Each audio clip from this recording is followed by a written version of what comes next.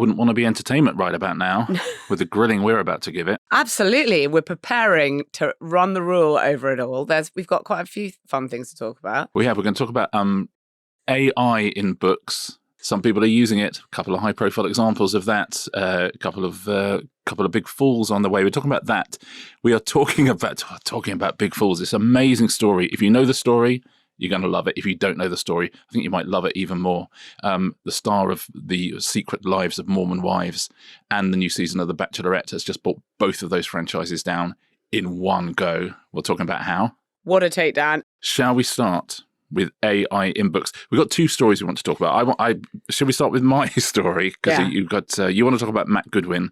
I hope our audience understands that this is a story I find impossible to take seriously at any level. You've virtually been bouncing in your seat all morning because you wanted to talk about it.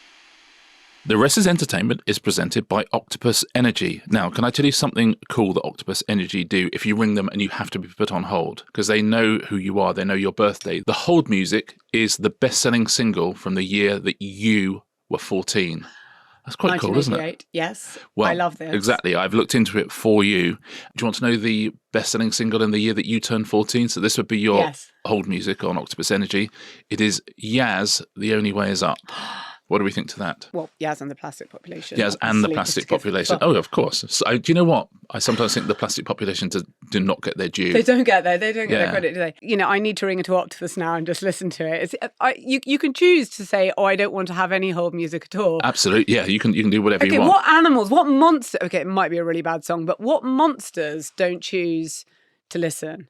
I have to say to the song. I love that they do. I hope we're going to do this for me in another episode. But then we find out if I think I'm considerably older than you, aren't I? Not that much. What? It's like 2-3 years. Yeah. Is it? Yeah. You'll be saying and the best-selling single in the year that you were 14, Richard. It's Cumberland Gap by Lonnie Donegan. Mia Ballard, who is an American author, self-published author, who wrote a book called Shy Girl, which is, I don't know, listeners, if you enjoy your femgore horror, but it's firmly in the femgore horror genre, about a character who is kidnapped and kept as a pet by, listen, it's femgore horror. Yeah. As I say, she was a self-published author, published this, and the way publishing is now, I've spoken a lot about self-publishing. It's an amazing... Don't be sniffy about self-publishing because how many of actual publishing's hits now come from it? The well of creativity out there is absolutely huge, and publishers have been going to that well more and more and more to just take stuff that they know already is popular and publish it themselves. And so traditional publishing has started, going into self-publishing, taking these things off the shelf almost, repackaging them, putting them in, bricks and mortar shops and making a lot of money out of that. The other thing that's happening is self-publishing, quite apart from the top end of it starting to make a huge amount of money for people. The other thing that's happening is it's been absolutely flooded with AI. Because this is a world in which you expect to pay 99 cents for a book and you expect an author to do 10 books a year. These are some of the things that happen in self-publishing. And so it's absolutely rife for AI. Also, absolutely no barriers to entry into this market. Don't have to go through an editor, don't have to go through a publisher, doesn't have to go through anything legal. You just write it, format it, put it on the Amazon store or lots of other places you can do that as well. So, one hand, all this self-published stuff. On one hand, traditional publishers saying, oh my God, some of this stuff is really selling. At some point, the following was going to happen, that a traditional publisher, in this case, Hachette, one of the absolute biggest publishers in the world, took this book, Shy Girl by Mia Ballard, said, we are going to publish this, published it in the UK. It appears it has been written or certainly heavily amended by AI, and Hachette have accepted it, pulped it, said, this is absolutely unacceptable. There's all sorts of other stuff going on in there. Can I ask you a tiny thing about it, which is I was quite interested in? Okay, so when they take it, they say we're going to publish your book. We're going to properly publish your book. Sorry to use the word proper, but just to differentiate here. Traditionally publish. Yeah, traditionally publish your book. They said we are enjoying refining her book with her. So does that mean it's not the exact text that went self-published because you've now got an editor and they're going to say, by the way, it really drags here or something in the nicest possible way. It's going to have to be a bit different for our purposes, but now you have a book deal and now you're going legit and blah, blah. I mean, as we will discover, it's actually slightly a halfway house because it's not one of those ones where they're involved, the publisher's involved right from the beginning and is able to sort of have meetings and, is heavily invested in it. But they will do some due diligence editing and then a light edit. But, essentially they know people like this book and we're reading it. Yeah. And there is a mood afoot in publishing, which I think is quite right, of why would we impose what we think a book is on a book that is already selling? Agreed. So Okay. it's a light touch. But the key thing is, there was a Reddit thread started about 2.5 months ago that started raising questions about this and started saying, look, I'm reading the first chapter of this Mia Ballard book, and it looks a lot like AI. It's reading an awful lot like AI. Tell me what the signifiers were, because we know some of them in non-fiction writing. Yes. It's not X, it's Y. It's exactly the same. Oh, so is it? there's an emotional flattening. It doesn't do nuance and peaks and troughs very well, other than within individual sentences. Within individual sentences, it can actually go, the light shone like darkness was never there, and the darkness shone like light was never to be. It does that sort of thing all the time, where you go, oh, hold on a minute, though. That doesn't actually make any sense. It does. Every single noun will have an adjective. I mean, it absolutely overwrites that sort of thing. Every action has a simile. Every single one of them. It will not leave a single piece of action alone without, describing what it is a bit like. There's lots of lists of 3, something X, something Y, something Z. Now, all of these things, every writer does these things. M-dash, So sort many of, yeah. But there's a lot of I think people have M-dashes. worked out now you can just go through and say, take out M-dash. It's really before you harsh, send it off. especially for digital natives who've grown up in these kind of worlds. You absorb the writing style. I mean, I hope I don't, but I feel as a journalist, I'm waiting for someone to say your column's AI and it not be. And this is it. I know we'll get to a whole section of discussion on that, but this is why it's a really interesting thing, because a lot of people will say, yes, but that's how people write, and particularly that's how neurodiverse people write, and all of that is true. Every single one. And you've been trained on those people. Every single one of these things, these tropes, are things that writers use. However, they don't use it all the time on every page, which is what AI does. It does the same thing again. A human writer will always, at the end of a chapter or at the end of a section, just going, okay, how is my reader feeling now? Was that too dense? Do we need a bit of lightness of touch? A real author's going, what move would surprise my reader next? What move would move my reader next? Well, AI is thinking, what word would normally come next? It's all they're thinking, and so it doesn't differentiate throughout a whole book. So I've talked to a lot of editors and agents this week, because part of this whole Mia Ballard story is someone put this work through an AI scanner and said, oh, it's 78% AI or something like that. I didn't meet a single agent or publisher who uses one of those AI detection things. They use their gut, because they're reading writing all day, every day. And a lot of these people have been doing that for 40, 30, 20 years. I mean, it's just what they do. They absolutely understand it. They understand that writers can use all of these cliches, but they get to a point where they can read 5 pages of text and you're go, this is not working for me. Even cover letters and cover art and things like that. So the Mia Ballard thing, a lot of people have now come out in her defense and say, oh no, but if you put Frankenstein through an AI generator, it says it's 100% AI, and all of this stuff. It seems that this is a fairly clear-cut case, that Hachette went to Mia Ballard and said, we suspect that this is AI generated. She has said, this is her quote, she said, someone in my writing group offered to help. She'd done a draft. Mia Ballard. Someone in my writing group offered to help and assured me she'd do a thorough job, so I trusted her. In the process, she also changed a lot of the wording and encouraged me to lean more poetic, because that's my background, and I listened. I should have done one final careful pass before publishing, and that's on me. Essentially, she's saying, I gave it to somebody else, and they used ChatGPT to edit it. She's published previous books which don't appear to have had AI assistance, so this is very, very different. So Hachette have pulped it. They said, we're not going to publish it anymore. Hachette in the US, which was about to publish it, has pulled it as well. And it's the first example of this happening. It's the first example of these major publishers being duped into doing an AI helped novel. She's pursuing legal action, Mia Ballard, so perhaps there's an entirely innocent explanation for all of this. And certainly if there was AI involved, it's not the biggest crime in the world. We don't like it, but it's, to have it escalated like this must be absolutely insane for her. But this world of self-publishing, I follow lots of self-publishing groups, and I find them very, very, very interesting. And you can see the panic amongst them, because certainly all the human beings are doing their own work. You see the panic where they go, yeah, but I use Grammarly to help with my grammar sometimes, because if you don't have an editor or a copy editor, it's due diligence. Does that mean it's AI? And on the other side of things, there are people who will type in a prompt, go and make a cup of tea and come back and they've got a book and they'll publish it and will do 200 books a year. So there's no way in the future that these books are going to be AI free, because people are going to use tools to help them if they're not in traditional publishing. So it is beholden on our publishers, and I think this is a good news story, to keep an eye out for these things. The world of self-publishing is going to be in trouble because there is so much AI slop, and there's so much of it.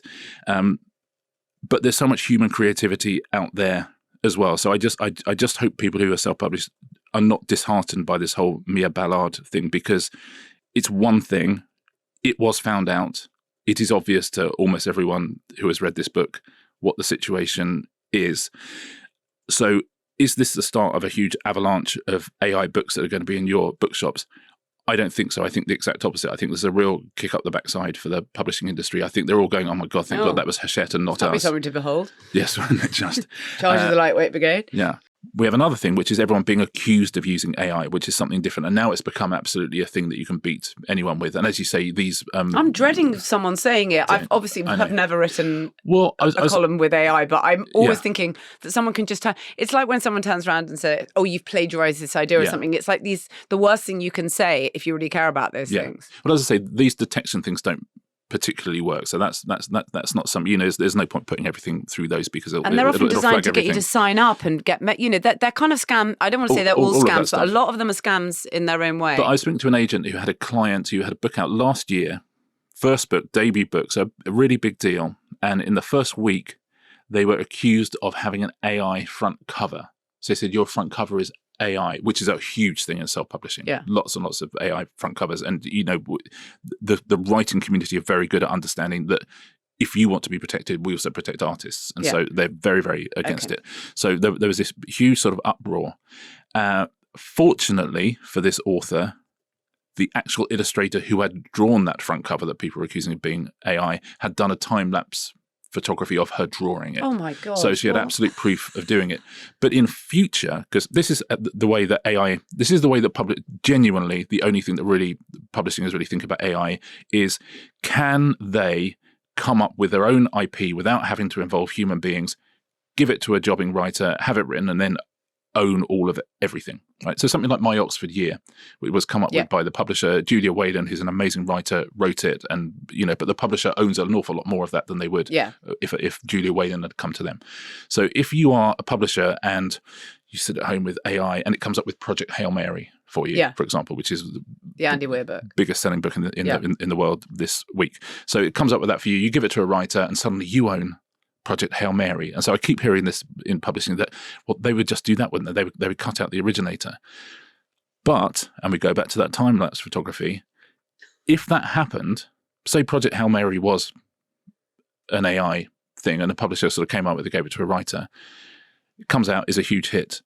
I go, I don't think, I'd like to know how you came up with that, publisher, because you're not somebody who comes up with good ideas. How did you come up with it? And they go, oh, I just thought of it somehow. No, I need proof, because if AI does come up with it, if AI came up with a Project Hail Mary, the publishers would not own it. There is no copyright in something that AI came up with. So I'll just go and do Project Hail Mary 2. That's easy. And someone else does Project Hail Mary 3. So this thing of, we are going to have to be in a position, as I say, as we rebuild this industry after this hurricane has blown through, where we find a way to prove that we originate our own ideas. I'm going to wear a GoPro to write my column. But people that would be unwatchable. I've seen some unwatchable things in my life, but that would be up there with, some of the worst of Guy Ritchie.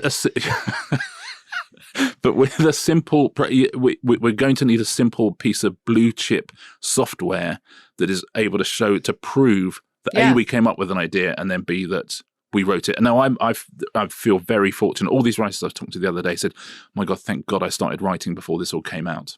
You know, I was talking to Lee Child. He goes, thank God. He said he'd written all of his books before AI came out. And he goes, I never have to worry about it. But if you're a younger writer now, you are absolutely going to have to answer this constantly throughout your whole career. And so just some way, like the illustrator with the time-lapse photography is just saying, here is me drawing it. We're going to have a thing that says, here is me writing it. A publisher is going to have to accept that. The publisher is going to have to sign legally to say, yes, you did that as well. Or if they give you a thing, they are going to have to sign something to say, I didn't use AI to come up with this. But I do think this is one world where we want human beings. And so we'll just find a little way, a little gold standard of how to say human made. Like when you go to a National Trust gift shop, you know, and there's a little pot of jam and the person who made it signs it, you know. It's an artisan newspaper, Colin. Art is exactly that. Exactly that. Can I make one more philosophical point? Yes. Which is the AI industry. I mean, it stole everyone's books. Okay, so Anthropic and OpenAI, it scraped everyone's books and has used them in their large language models. There is a feeling amongst some writers still that what AI is doing is thinking this is going to be a brilliant way for us to write books. Oh my God, we've got all these books, so we can copy them and we can do our own versions of books. And that's never been the game for AI at all. The reason they scraped all of our books is because they just wanted a huge repository of fairly well-constructed sentences. They're not in the business of, oh my God, we can write books here, because there is no money in books. If you look at the industries that AI can be going into and are going into, medicine, shipping, all of these things, insurance, these things that are multi-trillion-dollar industries. Books, they don't care. They used us just for our words, just so they can train people how to write emails. And then they moved on. But they've left a mess behind them, which we're going to have to deal with. And by we, I mean publishers, writers, self-published authors. But I think we can deal with it. That's the truth of it. Readers want to read stuff written by human beings. Human beings still want to write books. Publishers want to support that industry. So the Anthropics and OpenAIs of this world, we're still going to sue them. Don't worry about that. They've stolen from us. If you're worried that, but it's going to get better and better at writing novels and soon they're going to be indistinguishable, that doesn't seem to be the direction that AI is going in. AI, its selling point is to be accurate and concise and boring. Its selling point is not to be radical and different and creative. There's no money in that because the shipping logistics industry don't want that from their LLMs. OpenAI, Anthropic, they're not interested in books. It's our business again. And we as an industry can just get on and we can build something that is real and true and human and that people will, I think, value even more because of what's happened. Okay, well, I've got a couple of counterpoints to that in my next case study. This is the business about Matt Goodwin. I'll give you a potted history of who Matt Goodwin is. He used to, I don't know if he still calls himself an academic. He used to be an academic. He actually co-wrote a really interesting book, a research book, with another academic who's great called Rob Ford, called Revolt on the Right. And that came out in 2014. By the way, if you read that book at the time, you could basically essentially predict that Brexit was going to happen. It was really interesting. It was like an analytical look at how there've been so many unmoorings from traditional kind of voter bases that there was potential for that. Anyway, since then he's been on a little bit of a journey rightward, if those directions still make any sense anymore. He's got a Substack, a political Substack. He stood in Gorton and Denton and the recent by-election, and he lost Reform, right? Yeah, lost for Reform. He lost to the Greens. He's sometimes described as Reform's in-house intellectual. Anyway, he self-published again, which I think is interesting, really recently, last couple of weeks, a book called Suicide of a Nation with the subtitle Immigration, Islam, Identity. And he is saying that it's selling amazingly because it's number 2 on Amazon or something like that. It's now in the realm of Jamie Oliver cookbooks. Okay, challenge. It's not. This is not the air fryer, and he knows it. Citation needed. Citation needed. Okay.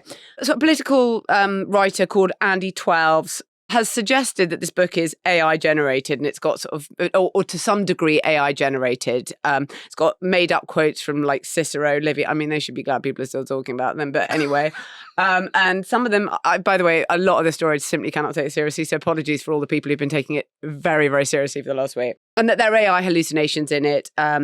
And ChatGPT sourcing and so on.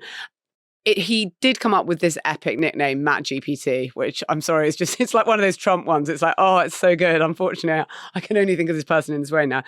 Anyway, Andy 12 challenged him to a debate or maybe Matt Goodwin challenged him to a debate, which happened on Friday night on GB News. I know I've used this quote before, but I remember in the 90s watching a dating show, American dating show, and they said to the woman, what sort of men do you like? And she said, I like men who fight in bars. I remember thinking, oh my God, okay. I like men who challenge each other to debates on news channels. On GB News. Get in line, girls. And I think it was resoundingly won by Andy 12. I mean, nobody really watches these things. Probably, all the sort of inside Beltway people watch it. But it exists, like all of this stuff, just to be clippable, which is kind of relevant to what we're talking about here, okay? What I am very much into, and I pretty much think we're going to talk about Taylor Frankie Paul in this way, Matt Goodwin's just posting through it, okay? He's not, and everyone's like, you should, they tried to destroy me. Yeah, no, you have to, they've tried to destroy me. They're making me stronger than ever. My book's now at number 2 on the Amazon charts, which I'm going to come to in a second and ask you what on earth you. Yeah. But people have just been like, oh, he should go away and think about, I've seen, genuinely people who regard themselves as credible thinkers saying, Matt Goodwin should go away and actually consider what's happened here. It's like, wake up, okay? Yeah, it's 2026. Why would he? Politics has been post-shame forever, okay? This is good for him, okay? I'm really sorry. People have spent the whole weekend saying he's been totally destroyed. Rubbish, okay? You're so wrong, okay? Nonsense. Okay, it's really interesting how the right has taken so much of what the left did in terms of online stuff. Like, the left were... that kind of online victimhood, all of that, which was originally definitely very much a preserve of the left. The white have now just taken that, weaponized it. They're so much better at it. What even is this book? I remember when my eldest son was tiny, like 3 months old, he had a cloth book, something about a monkey, it squeaked, it crinkled, blah, blah, blah. And I remember thinking, oh my gosh, he's got a book already. And then it's like, wake up, what are you talking about? It's not a book, it's like a paginated toy, okay? It's just got some things like this. That's what books are. Yeah. What Matt Goodwin has written, he hasn't written one of these treatises, even something like Liz Truss's Let's Save the West. It's nothing like that. How's that going? It is just, it's aimed at the Facebook audience, which I mean skews older, if I can put that like, and it's a paginated piece of internet. That's all. It doesn't have to be the same as what you think some whatever book is. I went to sit with my parents this weekend, and like many people of that generation, up next to the landline on the wall is useful numbers, and it's me, my sisters, the GP, nice Mark Taxi, David Hare, not the playwright, it's David who cut the hair. Who does the hair? Yeah. Okay. Ray Plummer, useful numbers. Ray Plummer, the playwright. Yeah. Useful numbers. This is just useful numbers, this book. Yeah. It's useful. I don't even know if they're true, but people don't mind about them being true. This is my counterpoint. No one is going to care about this in a few years' time. But this is not the book industry. No, I know. It's just a random outlier. This is not someone who the people who are buying this, they may also buy some novels a year. I don't know whether they do or don't. I suspect probably not. It's a different type of audience. It's one of the things they might sell in Waterstones, a bit like they might sell all the games and the toys and the packs of cards and the books of stamps. It's a thing. It's a paginated piece of internet. And also, Matt Goodwin's living is Matt Goodwin now, as so many people in this era. So his job when he wakes up every morning is, I know how much money I earned last month. I've got a rough idea because I've got this amount of people following me on Substack and there's not much churn. I've got a rough idea of how much I'm making next month. Where do I get some extra cash? Look, I'll do this book because, and again, he's not thinking this is the thing that's going to make me millions. He's just thinking, this is the next bit of what I do. It's just another way of monetizing what I do. So you do a book and you put it out there and you hope that it blows up and people give you lots of publicity. Not looking at how many he's sold. He's not going to make a huge amount of money out of it, but he's getting lots. It is not going to be a Jamie Oliver cookbook. Let me tell him that right now. Oh no, but he knows that. He knows exactly how many they've sold. He knows that. So this afternoon we'll get the Nielsen ratings, which tell you actually how many books you've sold through Amazon and through all the normal bookstores. And if your website, has Nielsen accreditation as well. Can you explain to us what the Amazon chart actually means? The Amazon chart, I saw a thing where he said it's the 6th best-selling book in the UK this week. By virtue of it being 6 on the Amazon chart. And I looked at Amazon. It was actually number 3 on Amazon. I said, you could say third. The Amazon chart updates every 3 hours, 4 hours sometimes. And it just tells you where your book is at any given time. So if you're number 6, or let's be fair, he was number 3 on the Amazon chart, you are number 3 on one retailer for a 4-hour period. And that is it. This is not the best-selling books of the week or anything like that. But next week we will say exactly how many it sold. But the AI thing is sort of more interesting. So Mia Ballard, I hope it's a line in the sand, and that as an industry, as a fiction and novel writing industry, we can grow from there. The Matt Goodwin thing, it shows how actually books now, as you say, 30 years ago, it was different. There was some prestige, and oh my God, he's published his treatise.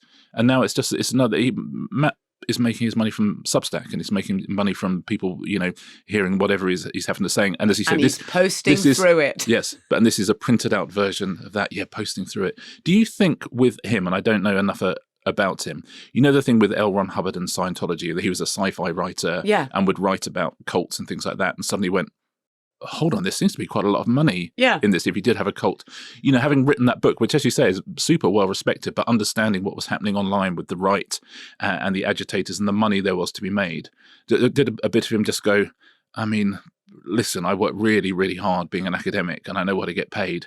I feel like there might be money here. Yeah, and Rob Ford, who wrote it with him and is now sort of like his mortal foe, and he remains in the camp with, he'll go in the room with John Curtis all the day of the election, and he'll be one of the people who creates the exit poll, and it's really interesting. Yeah, it's a sundering of. I don't think they were necessarily ever sort of politically in the same place at all. In fact, they weren't, but nonetheless, they combined with their kind of discipline and the research to write this book, and then in 12 years, it's different branches of history. Anyway, next week's podcast will give you the final scores on the doors for Matt Goodwin's book. Now, I should say, just as we've been recording, the news has come through that Scott Mills has been sacked from Radio 2 over his personal conduct. We obviously know nothing about that yet, but we will see how that develops. But that's literally just happened as we are recording. It feels like that's going to be a big story. Market is developing. Yeah. Now, we are talking about a lady called Taylor Frankie Paul. One of those names that you could do in any order. There'd still be a name, Paul Frankie Taylor. Sounds like a bassist from Duran Duran. She may need to change it. Yes, she may indeed. Please, for those of our listeners who are not familiar with her work, I would say she has cost the American entertainment industry over $100 million in the last 10 days. For sure. I think that is, I would have thought, yeah. Okay, so it's interesting. Disney has a new chief exec, Josh D'Amaro, who's just taken over. He's come from the Parks division, the very, very successful and lucrative Parks division. He's now having to slum it in the complex waters of entertainment because on something like his second day in the job, this huge scandal erupted involving the start of the new completed season of The Bachelorette. The Bachelorette is a show based on The Bachelor where, someone has to find love. They've got to choose through 30 different suitors. And it's insanely huge in America. This is like season 25 or something. Yeah, it's an older sort of creaking reality format. It's from the sort of noughties. It goes all the way back to there. Taylor Frankie Paul, The Bachelorette, they cast for this series because they wanted to kind of revive that old creaking franchise, is Taylor Frankie Paul. Now, so in The Bachelorette, there is one woman and there are a whole series of suitors. 30 guys and they'd go on dates, blah, blah. You've got to choose. The opposite of The Bachelor. Let's hope you find true love. So the person you cast, quite often stunt casting, quite often someone who's been on the other side, who's been one of the suitors in previous seasons. Yeah, they normally bring people out of the format because that's But it's a huge deal. You're carrying that entire season of that entire show. And they choose Taylor Frankie Paul because they already have a relationship with her because of a new reality format that's been going, I think, about 3 seasons. It started 2 years ago. It's an absolute mega success. It's called The Secret Lives of Mormon Wives. It's kind of like a Housewives thing, but it's all under the Disney aegis. It's a Hulu show.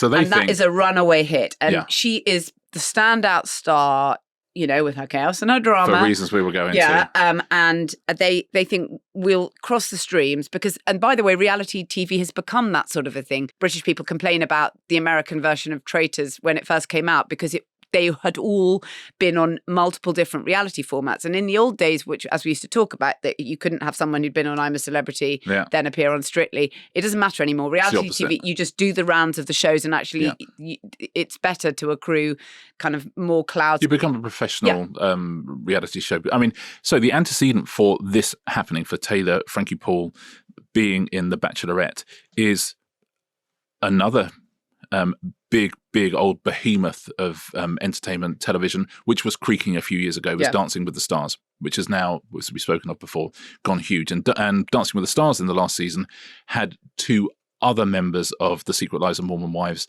in the cast. Everybody loved it. Again, you're crossing the streams. It was a huge success. So you're thinking, okay, well, that seems to have worked beautifully. We've got The Bachelorette. It's not doing great. I think the last 2 seasons have been the lowest rated seasons ever. We have had success with the Secret Lives, people going on Dancing with the Stars. Everyone seemed to like that. We have this thing, The Bachelorette, that needs a really, really strong presence at the heart of it. And actually, that's what launches this show. And we also happen to have in The Secret Lives of Mormon Wives, like a real breakout star who is Taylor Frankie Paul. So let's cast her. But if we rewind a little bit before the chaos comes about, why was she such a huge part of The Secret Lives of Mormon Wives? Because it was built around her, really. Yeah, and I mean, I almost find it quite difficult to talk about it without giving away what's happened to her, because right from the very start, in the very, very first episode of The Secret Lives of Mormon Wives, some police body cam footage is shown from an incident in which she's she's drunken and being arrested. And there's just a little bit of it anyway. And, she confronts this supposedly and talks about rebuilding, and I've done the work, and all these kind of modern phrases. Reader, she had not done the work. She had not done the work. So the whole thing starts because she starts like this mom talk thing, MOMT, okay, where she starts showing bits of her life and bits of, life of other people in the Mormon community. And it's quite surprising to people because, amongst the things you would expect, it's not the staid community you might think it is. And her first controversy is she's doing this mum talking stuff, and then she starts talking about how her and her husband at the time and other members of the Mormon community they lived in were soft swingers, which meant they swapped sexual partners every now and again, and everyone's like, huh. And this mum talk really, really blew up at that point. And everyone in TV is going, holy moly! You've got this community of Mormon wives. So we think we know what we're going to get, but it's like it's a Real Housewives franchise, but from a really unexpected angle. And so they jumped on this mom talk thing that Taylor Frankie Paul had started. The Secret Lives of Mormon Wives comes out of that, and she is its progenitor. Yeah. And as you say, the very, very first thing that happens, it all comes from there is a charge. Anyway, so she's cast in this new season of The Bachelorette. She is on the promotional tour for the new seasons of The Bachelorette. It's completely finished. It will have cost them tens of millions of dollars. And what comes out now, TMZ, the sort of video reality site, leaked a video, which is the video of the actual incident that led to the police being called, and then we've seen the. And this is not, by the way, a video that we have seen on Secret Lives of Mormon Wives. No. This is new. So this video is disqualifying. This is a video of her. She's really drunk. She's having some big domestic argument. She's throwing bar stools at her on-off partner and the father of one of her children. She's completely wasted. It's awful. Yeah, it's really One awful. of the stools hits her daughter from the previous husband, and you hear her cry. And he says, "You're not even going to your daughter," and she's crying. Now, that cry is basically regarded as the sort of insurmountable horror for the executives, and they have pulled the entire season of the You can't. It's really interesting. A video. There is we live in a video culture. There is something so kind of obviously viral and insurmountable about actually seeing the incident and knowing that every single one of your potential viewers has seen that incident as well. And so when you're saying, "Oh God, who knew?" I mean, you should have, because it's not a secret that there was something that led to the original police body cam. So everyone knew about this incident, by the way. So this has been documented on their own channels show. You can kid yourself it's this or that if all you're seeing is the tiny bit of footage you've seen off the police body cam. So they are put in a situation where, and this is where you see sometimes where you can really visualize a meeting in the entertainment industry. So they have a meeting, and this meeting is, what do we do about the Bachelorette? Because it probably doesn't have long left. Is there a way we can save the Bachelorette? And I'm going to tell you exactly what this reminds me of, by the way, in a moment. How do we save the Bachelorette? And they go, well, look, how about Taylor? Because there's Dancing with the Stars stuff. She's chaos. She's a train wreck. She's chaos. And, and also... Don't forget, she's not in the room, but this is how they'll be thinking. Of course. And they'll go, redemption arc. Maybe she finds love. Maybe that's what she always needs. And someone in that thing go, but don't forget, there's the thing with the kid. We know that well, they know there's a police thing. Yeah. And there's a battery guilty plea. They go, but what about the stuff, the arrest? And also we're aware, it's not the last thing she's done that's been chaotic in the first few seasons of Mormon Wives. And they go, well, I know what you mean. Yeah, it's interesting that, but I sort of feel like, can you imagine when we announce? I mean, can you imagine when we announce it? It's going to be like huge, isn't it? You go, well, should we maybe look into it a bit more? Because I'm a tiny bit uncomfortable with her because what if she is sort of uncontrollable? I think, honestly, the guys on The Bachelorette, they're pretty good. I think that they can probably handle it. Let me talk to some of the Mormon Wives producers, and they're going, listen, she's a firework for sure. And they go, tell us more about the arrest. Yeah, you know what? I think that maybe that's sort of in her past a little bit. Because it's their show as well. Yeah, exactly. This is all owned by the same people, and so those guys didn't properly relay the situation, because otherwise that you're threatening your own show. Yeah, I mean it's crazy. Well, but don't forget also Mormon Wives are thinking, because they're just, they're almost like a startup still, and they're incredibly excited that's who I mean. Two cast members on Dancing with the Stars, and they go, oh God, now we're going to have Taylor on The Bachelorette. This is huge for everybody. So everyone's got around a table, and everyone's kind of gone, is this okay? Maybe this is okay, and everyone's gone, oh, is it okay? And the fact that they've all kind of gone, well, is it okay? That the decision is sort of made, sort of in absentia of any moral thinking whatsoever. And they go, you know what, let's do it. And it's exactly the same process that leads to Peter Mandelson being the US ambassador. Don't you think? Oh my God. That everyone's going, it sort of solves some problems though, wouldn't it? Because I guess that Trump, he'd be good with Trump, and is it really so bad, this stuff that he's done? And ask him, the Epstein thing, is that okay? And everyone sat around the table going, maybe it's okay. Exactly it. Maybe it's okay. Maybe it's okay to do that. Yeah. And like Peter Mandelson. He's done the work? Has he done the work? Maybe is there more to come out? Is there more to come out here? I don't think there is more to come out. Yeah. No, I think it's going to be fine. And it's exactly the same thing. If only someone had lost that phone footage.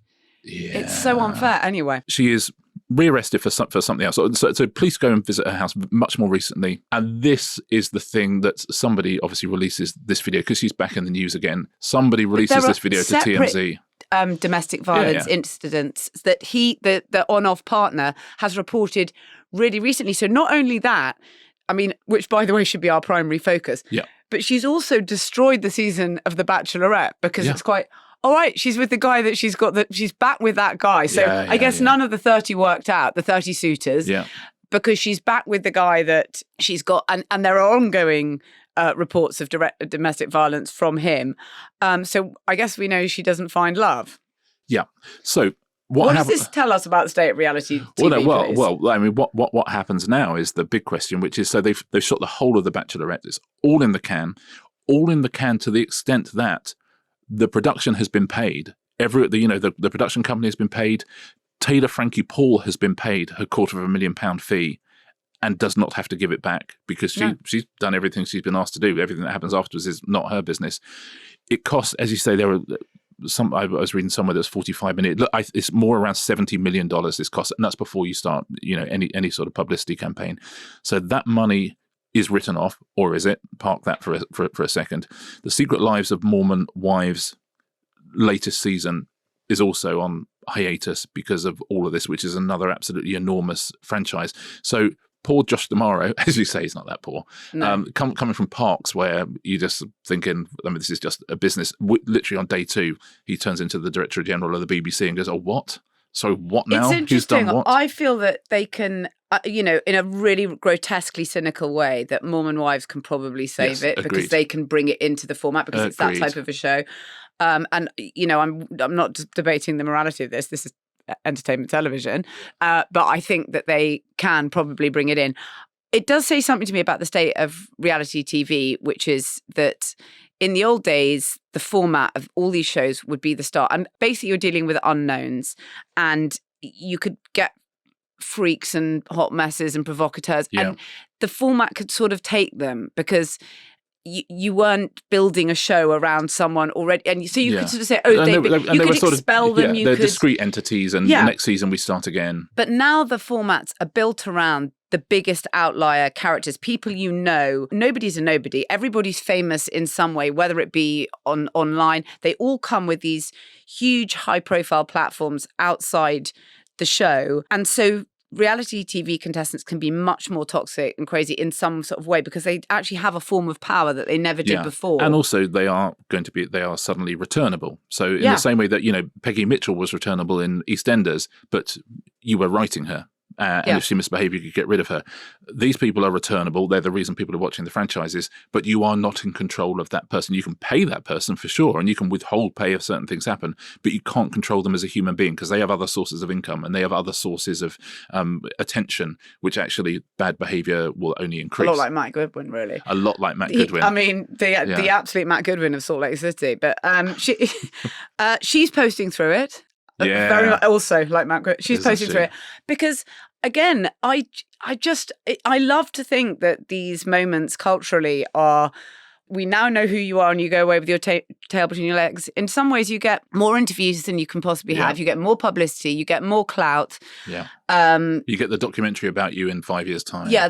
Shame is just the whole kind of legacy respectability politics concept that doesn't work any longer, and you just carry on. And she's done so many interviews this week that there's no sense that in the old days, I mean, I'm not even talking that many old days, I'm talking 3 years ago, she would have just gone quiet on her socials and on whether or not it would have died down or whatever.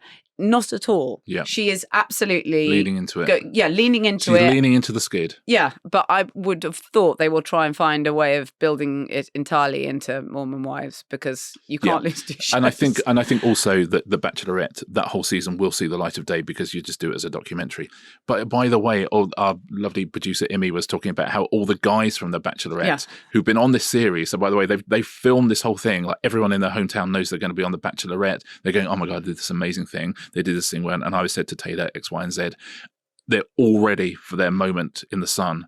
And suddenly that's pulled for all of them. So they're all currently on their Instagram saying, I'd really like to tell my story. Yeah. Follow me, I'll tell my story. There are so many documentaries at the moment about the Biggest Loser and just all these big shows reality shows. The era, amorality, as it were. Amorality of it. And now the industry about. And a bit of me is thinking, I'm glad that, things have changed. And then you look at this decision, you go, oh my God, of course it hasn't changed.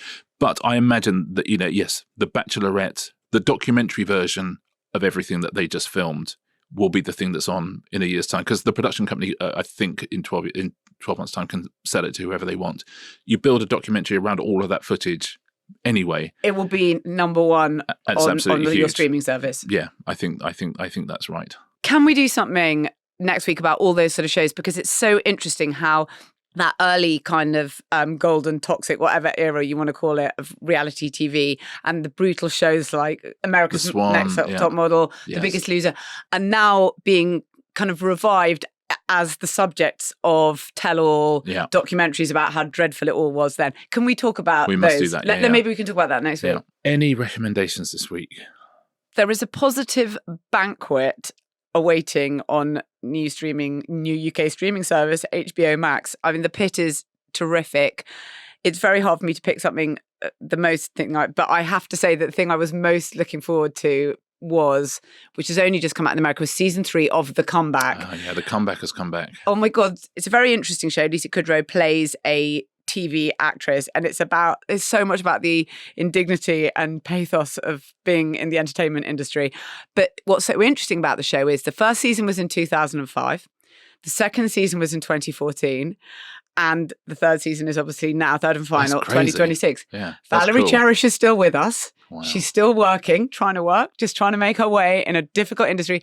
And I absolutely love it. It's just brilliant. So if you don't know about it, and you can go back and see all of those. Oh, yes. Watch all 3 of them. Yeah. Yeah, because they're 21 years That's between crazy. All 3 seasons. Okay. That about does us for today. We will be back on Thursday with our Q&A, and on Friday for our members, the first in a bonus series about the Spice Girls. Where are they now? Their incredible story, which is a huge amount of fun.